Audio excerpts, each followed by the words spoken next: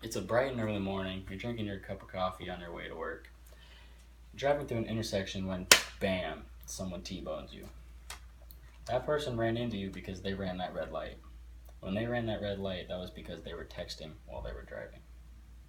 330,000 people each year are either injured or killed because of distracted driving incidents. I'm here to inform you how dangerous texting and driving really is. And I know because over the summer I was actually hit by someone who was texting while they were driving. Throughout this presentation, I will explain why texting and driving is dangerous. I'll show you some statistics and I'll show you some safer alternatives. Texting and driving is a growing issue in our country, and it's a big problem. Texting and driving leads to many car crashes and fatalities.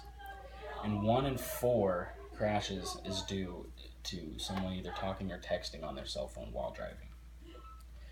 39 states ban texting while driving already, but that law is very loosely enforced, so it's basically useless. Governor Terry Branstad stated in an interview with the Des Moines Register, "We want people to do everything we can to protect cyclists, motorcyclists, and everybody else," which shows that the state governments are doing what they can to help people by preventing these kind of issues. I have a few statistics provided by the creators of textinganddrivingsafety.com.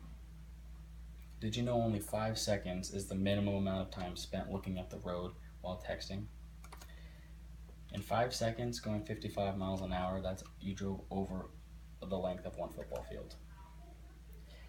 Teens who are texting spend 10% of the time in the opposite lane. That's terrible because it is a lot more prone to head-on crashes. Texting behind the wheel increases the chance of crashes by 23 times. And that doesn't just go for texting, that goes for all distractions in your car, such as eating, drinking, playing with the radio, anything like that. But combining any of those distractions increases the chance of getting in a car crash even more. Right here I have a chart that shows how frequently people text and drive. 37% of the people said never, 10% said often, 13% said once in a while, 27% said rarely, and 12.5% said regularly. But if you look at these three right here, it shows that 36% of the people admit that they text and drive often.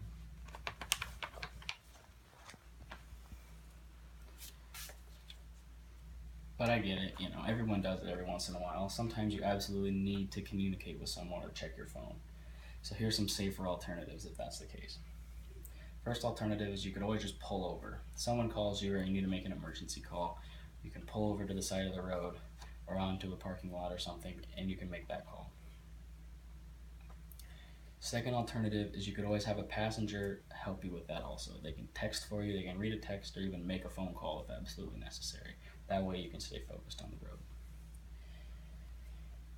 Jake Fisher from the New York Times explains how it's extremely hard to ignore a boss or a wife when they call you on the road, and how it's important to use hands-free devices now if you absolutely have to talk while driving.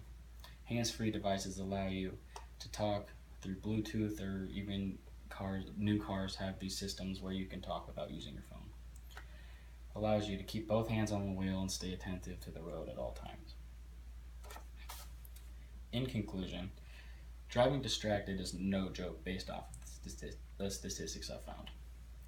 Remember this information next time you think about texting behind the wheel, and think about what could happen from that.